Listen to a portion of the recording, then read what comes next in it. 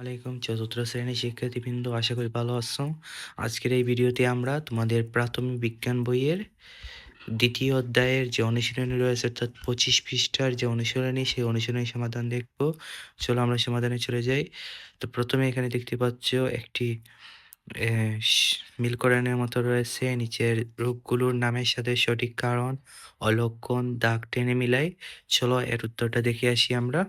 হচ্ছে আক্রান্ত রোগীর সংস্পর্শ, চোখ ওঠা, পিছুটি সহ লাল চোখ, এরপর দূষিত পানি পান, ডায়রিয়া, ঘন ঘন পাতলা পায়খানা, মশার কামড়, ম্যালেরিয়া, কাঁপুনি দিয়ে জ্বর, ভিটামিন এ এর অভাব, রাতকানা, রাতে চোখে ভালো মতো না দেখা, কুকুরের কামড়, জলাতঙ্ক, পানি দেখে ভয় পাওয়া।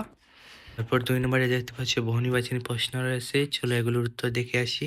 তো উত্তর হচ্ছে নিচের কোনটি সংক্রামক রোগ? উত্তর হচ্ছে ম্যালেরিয়া। এরপরে প্রশ্ন কোনটি স্বাস্থ্য রক্ষার জন্য দরকারি?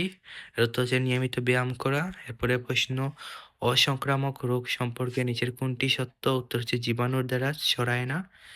এরপরে 3 নম্বরে রয়েছে সংক্ষিপ্ত প্রশ্ন। তো চলো এই সংক্ষিপ্ত প্রশ্নগুলোর উত্তর দেখে আসি। তো প্রথম প্রশ্ন হচ্ছে নিচের রোগগুলোকে বিস্তারের মাধ্যম অনুসারে শ্রেণীকরণ করি। আমাশয়, ডেঙ্গু, সর্দি, প্লেগ, টাইফয়েড, চোখটা।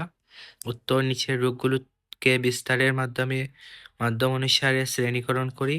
আমাশয় দূষিত পানি বা খাবার, জলবাহিত; ডেঙ্গু মশার কামড়, মশাবাহিত; সর্দি আক্রান্তের সংস্পর্শে, হাঁচি কাশি বায়ুবাহিত সংস্পর্শজনিত; প্লেগ মশা উকুন ইঁদুর বাহকজনিত; টাইফয়েড দূষিত পানি খাবার জলবাহিত; চোখ ওঠা সংস্পর্শ, দূষিত হাত সংস্পর্শজনিত।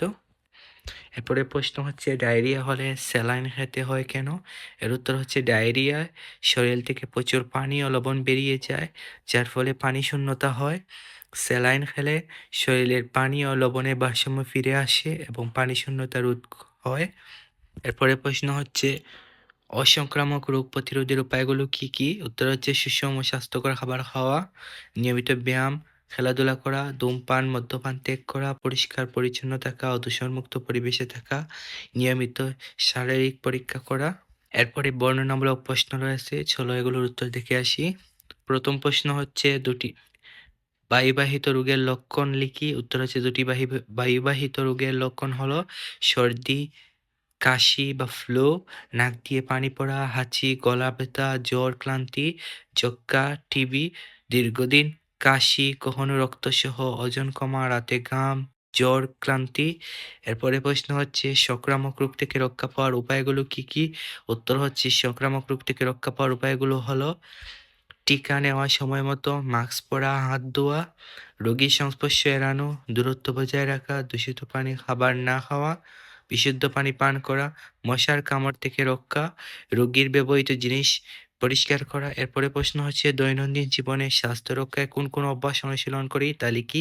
উত্তর হচ্ছে দৈনন্দিন জীবনে স্বাস্থ্য রক্ষায় যে যে অভ্যাস অনুশীলন করি তা হলো প্রতিদিন সকাল সন্ধ্যা দাঁত ব্রাশ করা, খাওয়ার আগে ও টয়লেটের পর সাবান দিয়ে হাত ধোয়া, সুষম খাবার খাওয়া, প্রতিদিন ব্যায়াম, খেলাধুলা করা, পর্যাপ্ত বিশুদ্ধ পানি পান করা, পরিষ্কার কাপড় পরা, অঞ্চল করা, ধূমপান, নেশা থেকে দূরে থাকা।